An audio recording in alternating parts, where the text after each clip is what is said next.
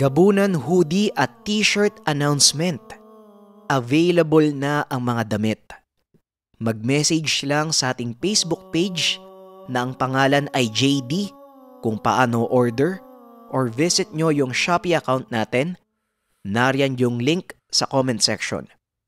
Paunahan na lang GIP sa Gabunan Design. Sobrang solid yan kaya wag nyong papalagpasin ang pagkakataon dahil kapag suot nyo yung damit, parang meron kayong lakas ng pagiging gabunan. Yun lamang GIP, sana umorder kayo dahil malaking suporta yan para sa ating channel. Huwag na nating patagalin pa. Simulan na natin ang kwento.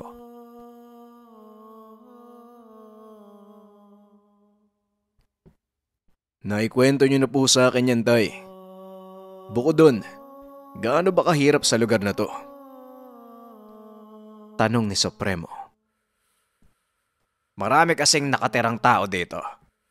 Mahirap ang naging pagsubok ko noon.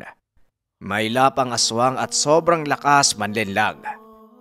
Kaya nilang itago ang sarili at iisipin mong normal pero aswang pala. Kahit gaano kabiyasa ang lolo mo walang nagawa. Kung hindi ang aswang mismo ang lumapit, hindi namin mahuhuli. Kaso nga lang pinag-aralan kong mabuti kung paano bumasa ng mga bakas. Ang aswang kapag nasa sarili nilang poder at teritoryo, bakas lang at baho ang basehan mo. Kapag wala kang alam dito, siguradong matatalo ka kapag pumasok ka sa lugar. Kanina, sadyang kabisado ko lang ang dalawang mag-asawa kasi namarkahan ko. Noon ko pa sila kilala at matagal ko nang minamatyagan, kaya lakasan mo ang pakiramdam mo. At ikaw, Busting, iba ang teritoryo ng aswang kumpara kapag gumagala ito. Ang malakas na katangian ay walang silbi. Pero bueno, kapag may nakita akong marka, ituturo ko sa inyo. Wika ni Arsenio. Hindi na nagsalita pa si Supremo habang si Busting naman. Yung bagsak ng muka ay napalitan ng takot.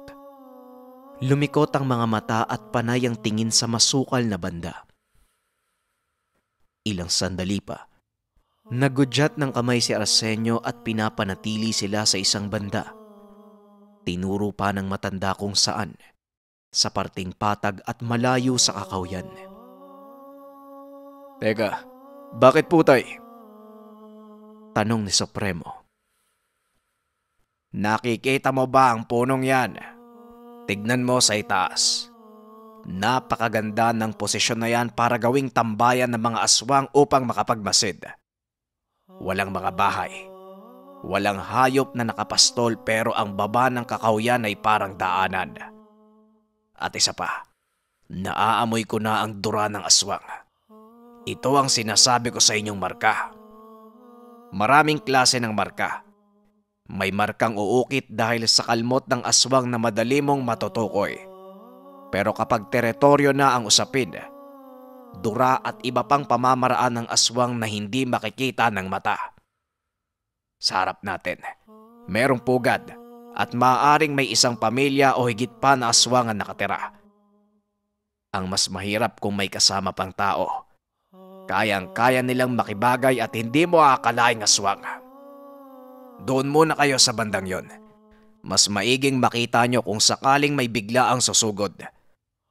Alam na nilang narito tayo, kaya maganda kayo sa mga pag-atake. Mungkahi ni Arsenio. Tumango si Supremo. Hinawakan ng kamay ng bata at dinala sa kapatagan. Nang makarating sila sa kapalamang kumilo si Arsenio, nakita nilang naglakad. Kalmado na parang wala lang at papunta sa kakawyan. Ilang sandali pa, napakunot ang mukha ni Supremo nang mapansing biglang nagtago sa kanyang likuran si Busting. Natanong niya ang bata kung ano ang problema. Delikado kapag nagpatuloy si Mang Arsenio. May nakikita ako dun sa ilalim ng kakawyan eh. Basta hindi tao. Wika ni Busting. Paano mo naman nasabi? Hindi mo nga nalaman na aswang yung dalawang matanda, hindi ba? Tanong ni Supremo. Alam ko po. Mali po nang sinabi si Mang Arsenio. Sa katunayan, hindi lang aswang ang nakikita ko ngayon. Kanina ko pa gustong sabihin pero natatakot ako eh. Mga nilalang po na madalas kong nakikita sa Kakahuyan. Sa katunayan, sa gilid niyo po. Sa gawing yun sa malaking puno. May nakatayong malaki at itim na parang unggoy. Hindi nakapagsalita si Supremo. Malakas ang ikatlong mata ng bata at maaaring kapre ang nakikita nito. Tinanaw niya ang direksyon ni Tatay Arsenio. Wala namang kakaiba hanggang sa unti-unti siyang nakakaramdam ng init sa kanyang bewang. Nanlaki ang mga mata ni Supremo dahil nagpapaiwatig na ang tangan ay may banta sa paligid. Ay, alam kong alam mo yung ginagawa mo. Kaya sana walang mangyari sa'yo. Wika ni Supremo sa kanyang sarili. Hanggang sa nakita nila na huminto na si Arsenio. Nakaposisyon ito na parang nakahanda sa anumang pagsunggab na magaganap. Nagkukumpas na din ang kamay at dahan-dahang umaabante. Hindi na nakatiis pa sa mga sandaling ito si Supremo. Sinabihan niya ang bata na manatili lang sa lugar at pupuntahan niya ang ama. Mabilis na tumakbo si Supremo habang si Busting naman unti-unti nang lumalakad sa sobrang takot. Hanggang sa may lumitaw na 3 itim na nilalang. Nasa bandang Kakahuyan na nasa iba't ibang posisyon. May nakatungtong sa malaking bato. May sumulpot sa damuhan. At may naglakad paabante pasalubong kay Arsenio. Patuloy lang sa paglapit si Supremo. Hanggang sa... Parang hinahamon mo kami sa ginagawa mo. Kanina ayos lang. Pero hindi maganda ang batiin mo kami ng mga orasyon mo. Nakakabingi at masakit sa katawan. Ganyan ba kayo makituro sa lugar ng mga aswang? Iniisip nyo kaagad na kalaban kami. Wika ng aswang na nasa harapan ni Arsenio. Napatigil naman si Supremo na ngayon ay ilang dipa na lang ang layo kay Arsenio. Ay nako, kayong mga aswang kayo. Anong maiisip nyo kung sakaling merong humarang sa inyo? Hindi ba panganib? Kung binati ko man kayo sa pamamagitan ng orasyon, dahil yon sa karapatan kong protektahan ng sarili ko. Bueno, wala nang mahabang usapan. Isa lang ang pinunta namin dito. Si Islaw. May makakapagturo ba kung nasan siya ngayon? Wika ni Arsenio. Bigla namang tumawa yung aswang na nakapatong sa bato. Lumundag pa ibaba at lumapit kay Arsenio. Ay nako. Ako ba ang hinahanap mo? Ako si Islaw. Ito mga kasama ko. Mga pinsan kong si Jeron at Ermac. Ano bang kasalanan ko sa inyo?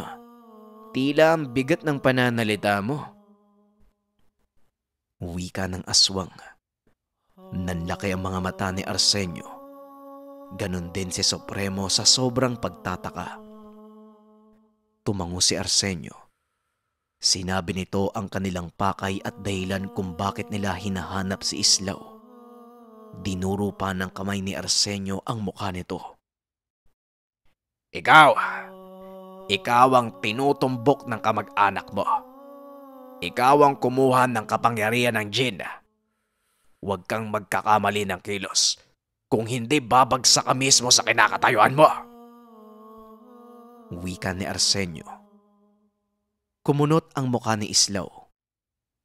Parang nagtataka na walang kaalam-alam. Ngunit mapapansin sa mga mata nito na may tinatago. Hanggang sa bigla na lang nagsalita si Busting sa gilid ni Supremo. At ayon sa bata, kilala niya ang laging pumupunta sa kanilang tahanan. Isa ito sa mga aswang na nakikita niya. Hanggang sa dinuro ng kamay niya si Islaw. Ikaw yun. Pamilyar na pamilyar ka sa akin eh. Kahit yung mga galaw ng mata mo.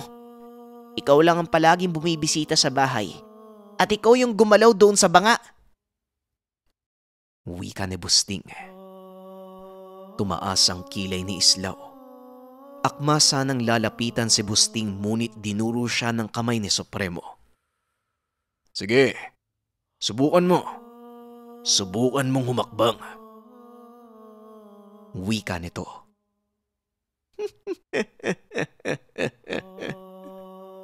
Kilala din kita, bata. Dati pa kita gustong patayin. Ang kulit mo. Oo, ako nga. Ako ang kumuha sa gin.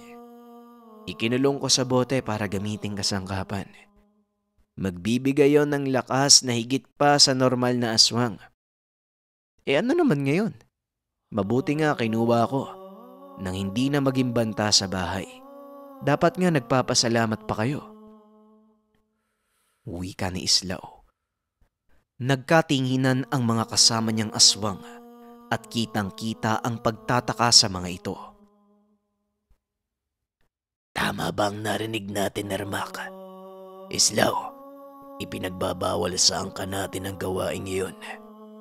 Ipinagpatuloy mo pala ang naging plano ng tatay mo noong nabubuhay pa siya.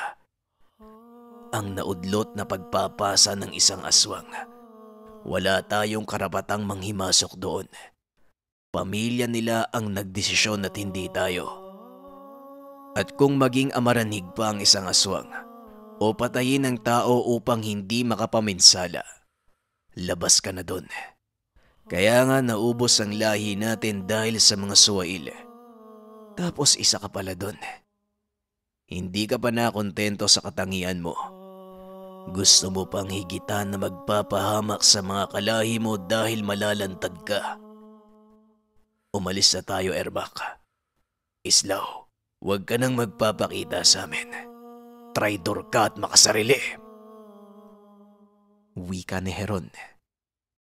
Mabilis nagpulasan ang dalawang aswang at kaagad na naglaho. Habang si Islaw naman, nanatili lang na parang natuwa pa sa sinabi ng kapwa aswang. Kita mo na, kahit kayo may mga sinusunod na batas. Ngayon ibigay mo sa akin ang bote na pinagkulungan mo ng espiritu ng Jin.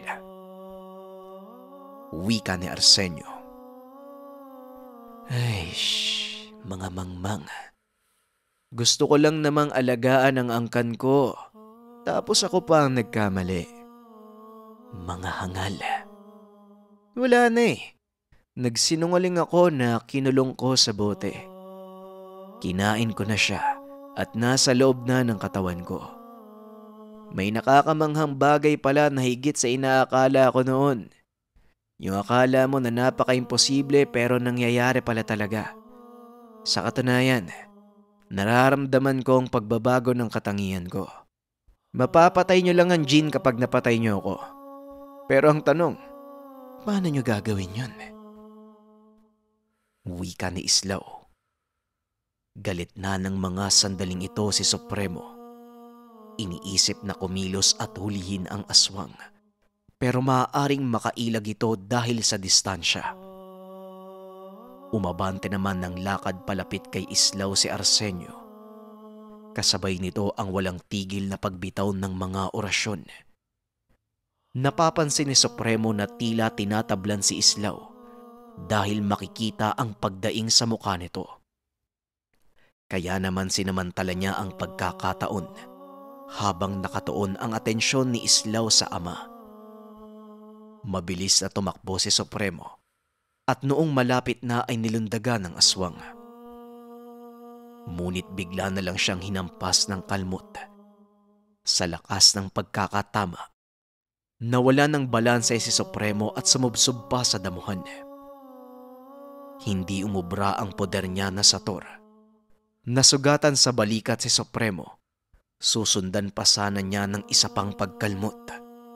Ngunit mabuti na lang naabutan ni Arsenio at kaagad itong nasalo. Nakipagtagisan ng lakas si Arsenio. Kasabay nito ang pagbunot ng patalim sa tagiliran at tinarak sa balikat ng aswang.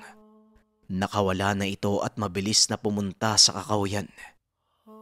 Hinabol naman ni Arsenio, Kitang-kita niyang hirap na si Islaw dahil napuruhan niya ito. Hanggang sa tuluyan na siyang makapasok sa gubat. Nang mga sandaling ito ay nakasunod na sa kanya si Busting.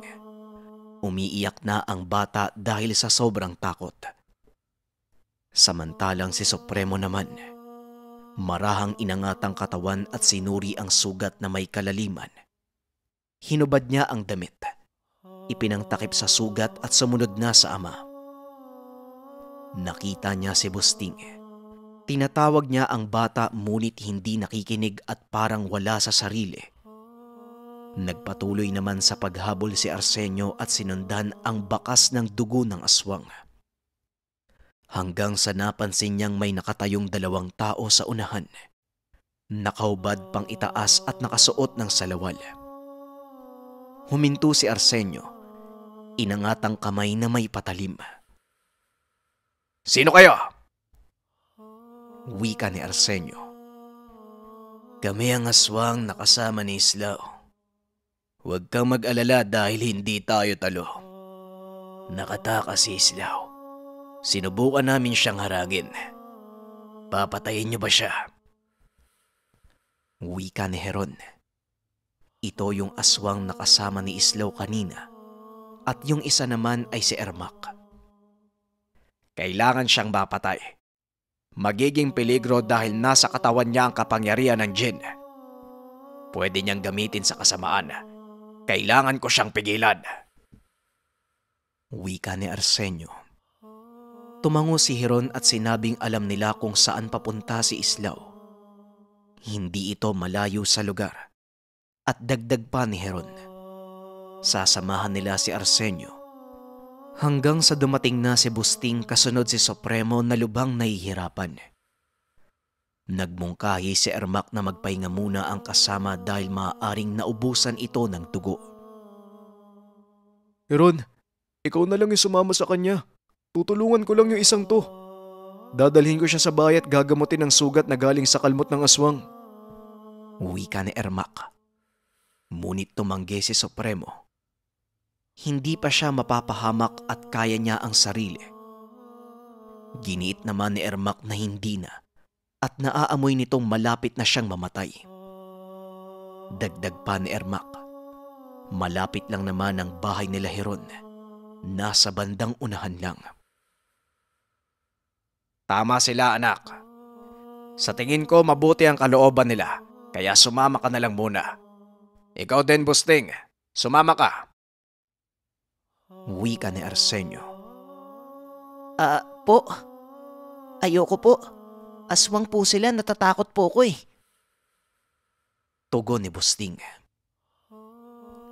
Hindi mo pa kami lubosang nakikilala, maliban na lang sa pagiging aswang. Sige na bata, sumunod ka. Para din yan sa ikabubuti mo. Wika ni Heron at hindi na nagsalita pa si Busting. Lumapit ito kay Supremo at humawak sa kamay. Sumunod sila kay Ermac ng lakad, kasabay ng pag-alis ni Heron at Arsenio. Totoo nga, hindi kalayuan ang bahay nila Heron. Ilang distansya lang ang layo nito mula sa lugar. Magkapatid si Ermac at Heron. Karaniwan lang ang bahay na kubo, pero napakaraming matatayog na iba't ibang puno na nakapalibot. Sinabi ni Ermac na si Islaw ang nagpatulong sa kanila. May naghahanap sa kanya at gusto siyang patayin. Nalaman na nila kung ano ang dahilan. Kaya pala kakaiba ang kinikilos ni Islaw. Nagsagawa pa ito ng isang ritual. Ngunit nang tanungin nila kung para saan, hindi naman sumasagot si Islaw. Sa halip ay tumatawa lang. Dito na nagpakilala si Supremo, pati na din ang batang si Busting. Yung matanda, tatay ko yun si Arsenio.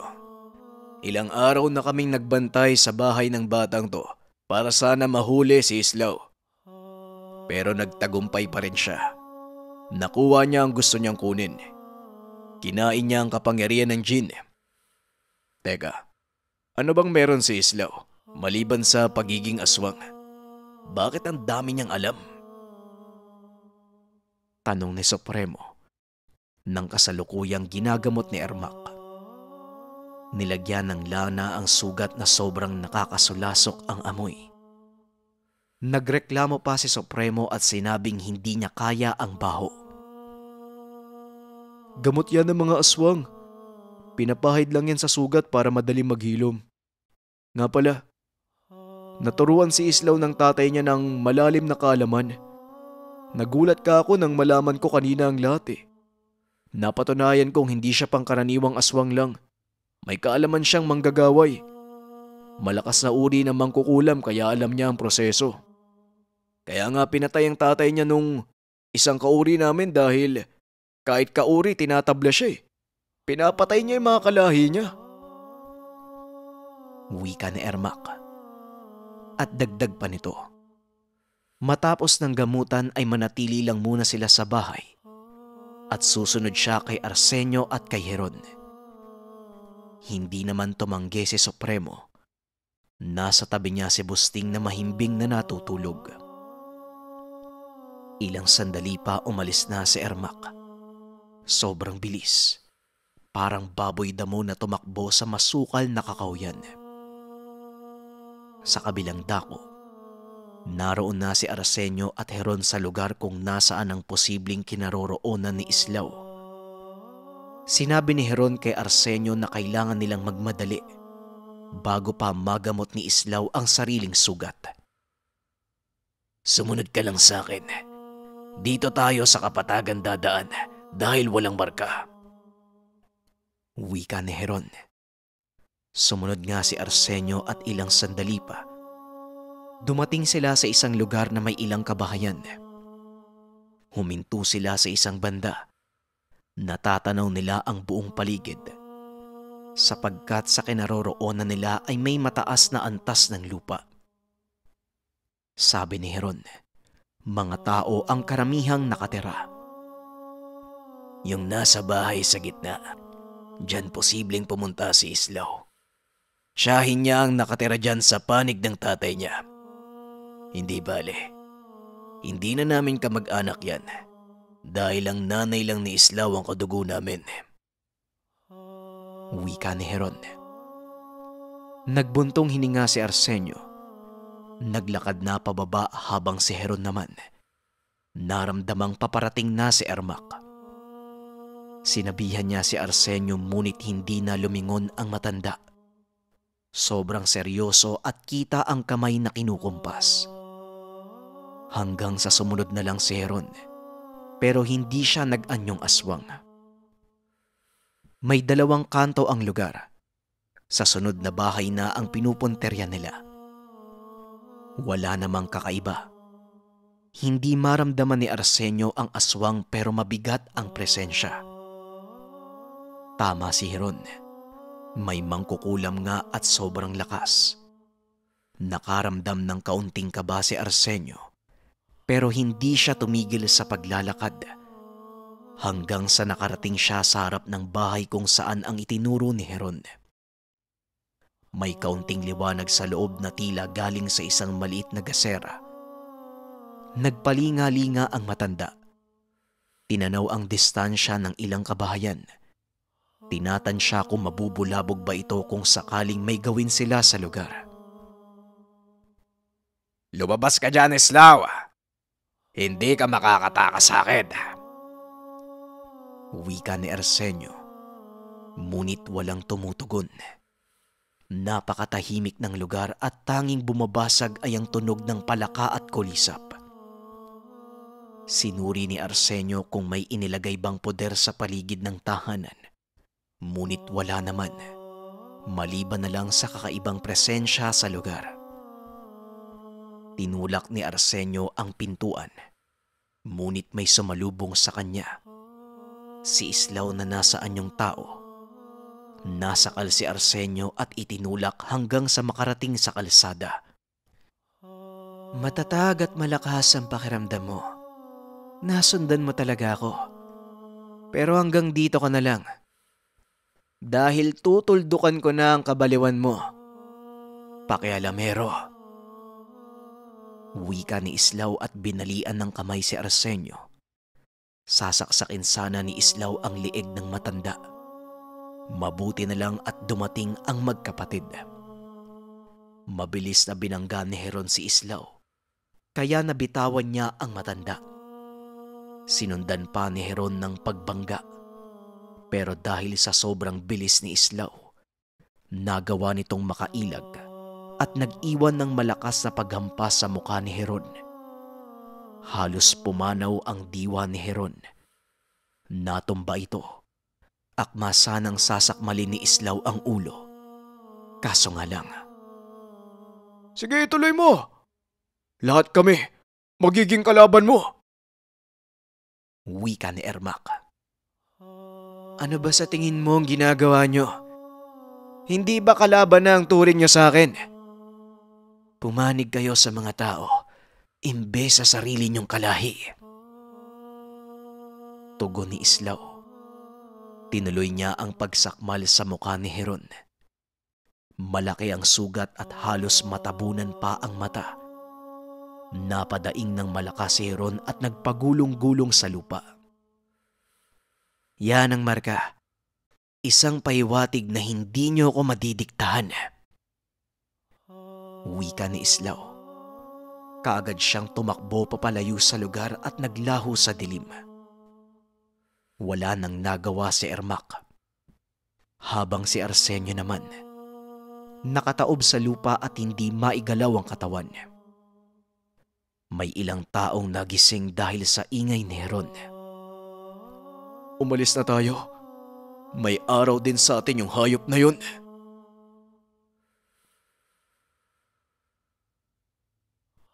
Maraming salamat sa pakikinig ng ating kwento, JIP.